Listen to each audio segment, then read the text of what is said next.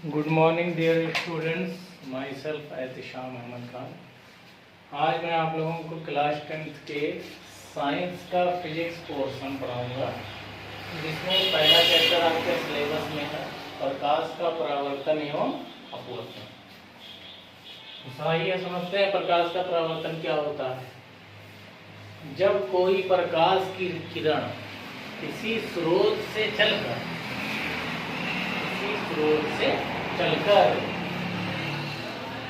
परावर्तक पृष्ठ या परावर्तक तल के आपतन बिंदु पर पड़ती है, तो उस तल से परावर्तन के पश्चात अपने ही माध्यम में वापस लौट जाती है।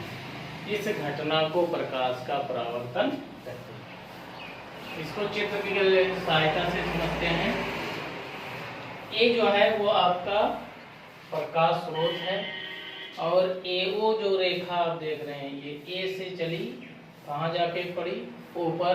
और यही आपकी कह रहा है कि आपतित किरण, उसको सिंगल एरो से दिखाना है। यक्स डैश हमारा परावर्तक तल है, जिस पर पड़ने के बाद प्रकाश वापस लौट रही है।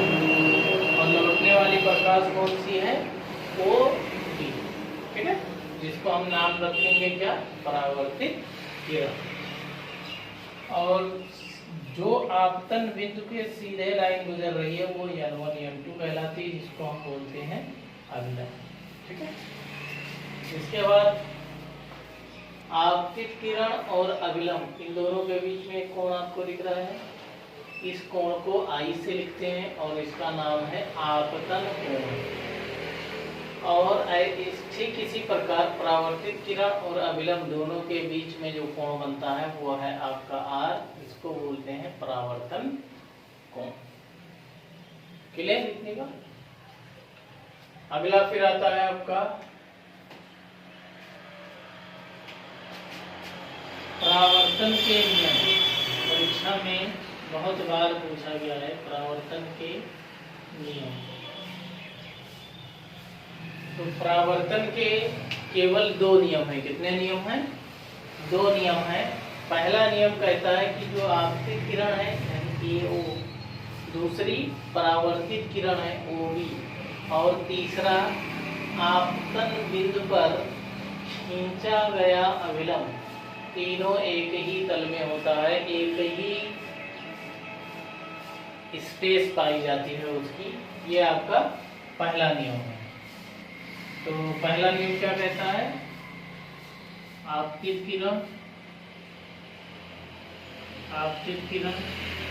कॉमा परावर्तित किरण तथा आपतन बिंदु पर खींचा गया अभिलंब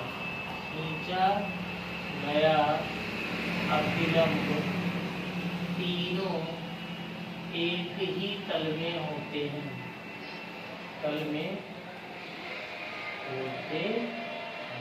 ठीक है। दूसरा जो ये दोनों कोण आप देख रहे हैं, आपतन कोण सदैव परावर्तन कोण के बराबर होता है। परावर्तन कोण के बराबर होता है, यानी कि एंगल I जो होता है वो एंगल R के बराबर। ये दूसरा नियम है, ठीक है। परावर्तन के नियम आप समझ गए कि परावर्तन के दो नियम हैं, आपतित किरण और परावर्तित किरण तथा आपतन बिंदु पर खींचा गया अभिलंब, तीनों एक ही तल में होते हैं। और दूसरा आपतन कोण सदैव परावर्तन कोण के बराबर होता है, ठीक। नेक्स्ट आपका आता है दर्पण। ये मैंने मान लिया एक दर्पण, यहाँ पे समतल था, यहाँ पे मैंने ये ले लिया। अगर बाहर मैं पॉलिश कर देता हूँ बाहर की तरफ, तो ये आपका कहलाता है अवतल दर्पण। कौन सा? अवतल दर्पण। ठीक है। और M1 M2 के मिड पॉइंट को, बीच वाले बिंदु को ध्रुव बोलते हैं, जिसको P से लिखते हैं। ये आपका क्या है? ध्रुव। ठीक।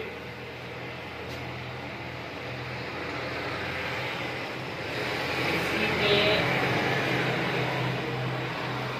ये जो आपका दर्पण बना है, ये एक गोले टुकड़े का भाग है और उस गोले टुकड़े का एक केंद्र होगा, क्योंकि आप कोई भी वृत्त बनाते हैं, गोला बनाते हैं, तो उसमें केंद्र जरूर होता है। तो वो केंद्र यहाँ पे मैंने है, और सी से थोड़ी दूर पहले आपका फोकस पाया जाता है। ये आपका फोकस है। इसी P से फोकस की दूरी को स्मॉल f कहा जाता है, और इसी P से C की दूरी को कैपिटल R बोलते हैं। ठीक है। ये जो आप देख रहे हैं कैपिटल R को बोलते हैं वक्रता त्रिज्या। जैसे केंद्र से परिधि पर स्थित किसी बिंदु की दूरी त्रिज्या कहलाती है, वैसे ही यहाँ पे भी उस आर को त्रिज्या बोलते हैं। और F जो है स्मॉल f, उसको बोलते हैं फोकस दूरी। और ध्यान रखना है अवतल दर्पण के लिए, अवतल दर्पण में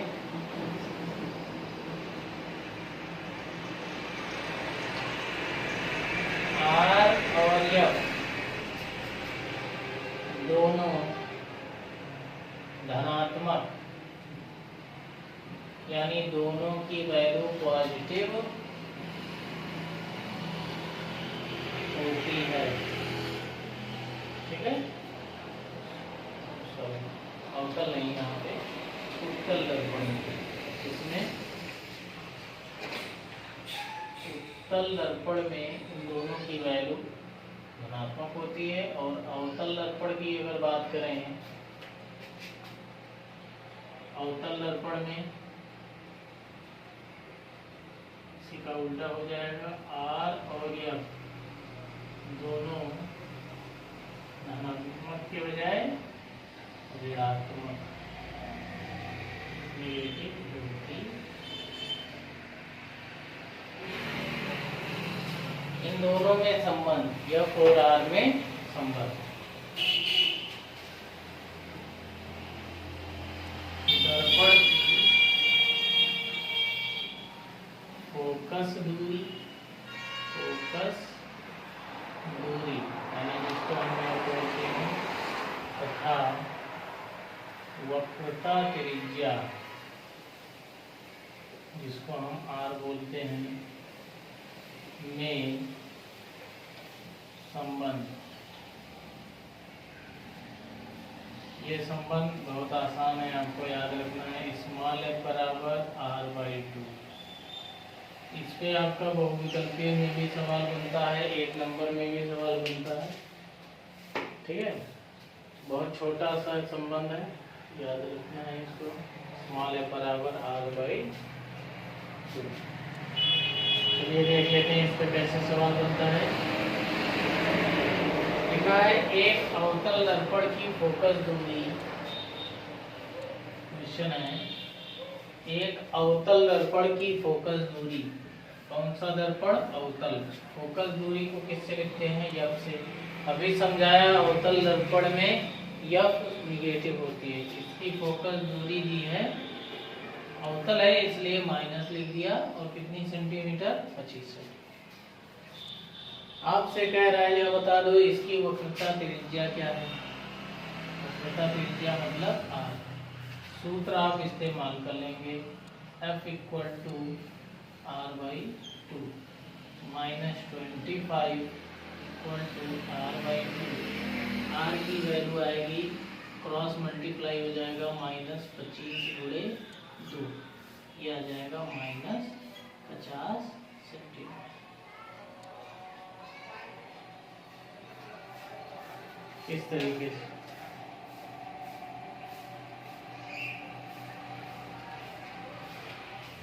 अगले क्वेश्चन में आपको बोल दिया कि एक उत्तल दर्पण की फोकस दूरी, अभी अवतल था तो मैंने माइनस इस्तेमाल किया, अब उत्तल दर्पण बोल दिया तो हम इस्तेमाल करेंगे कौन सा, प्लस।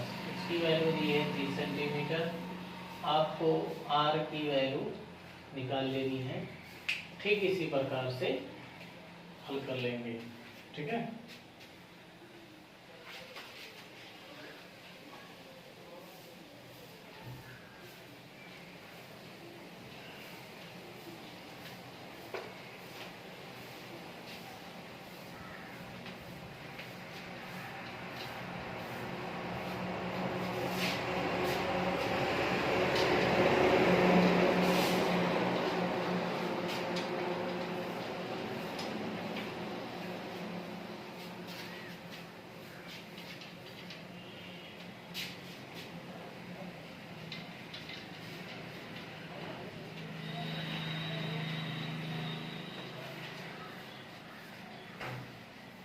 इस पे आप न्यूमेरिकल लगा लेंगे। फिर इसके बाद जो है, आइए जरा समझ लेते हैं कुछ और पॉइंट। ये आपका एक अवतल दर्पण है M1 M2 M1 M2। इसका मैंने मिड पॉइंट ले लिया, मध्य बिंदु P जो कि ध्रुव है, इधर ले लिया वक्रता केंद्र C, ये हो गया फोकस है।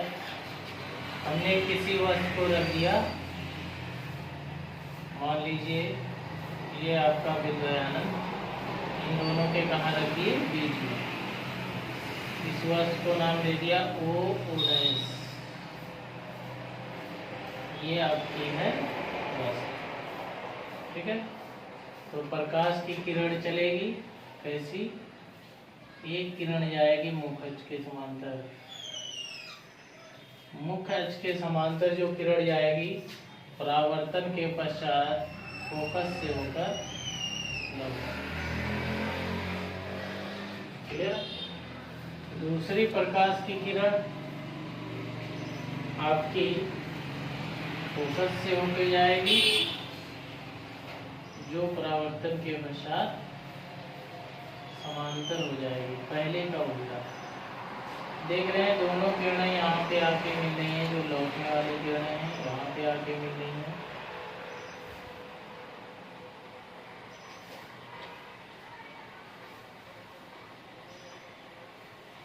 तो जहाँ ये मिल रही हैं वहीं बनेगा इसका प्रतिबिंब, ये I और I', ये आपका है क्या, प्रतिबिंब। प्रतिबिंब का बनना हम हो गया है, अभी आगे सीखेंगे तो ज़्यादा इससे जानेंगे। तो हमसे दर्पण की बात हो रही है, अवतल दर्पण की बात हो रही है। तो ये क्वेश्चन आप कर लीजिएगा, इम्पॉर्टेंट टॉपिक मैंने आपको बता दिए हैं जो आपके बोर्ड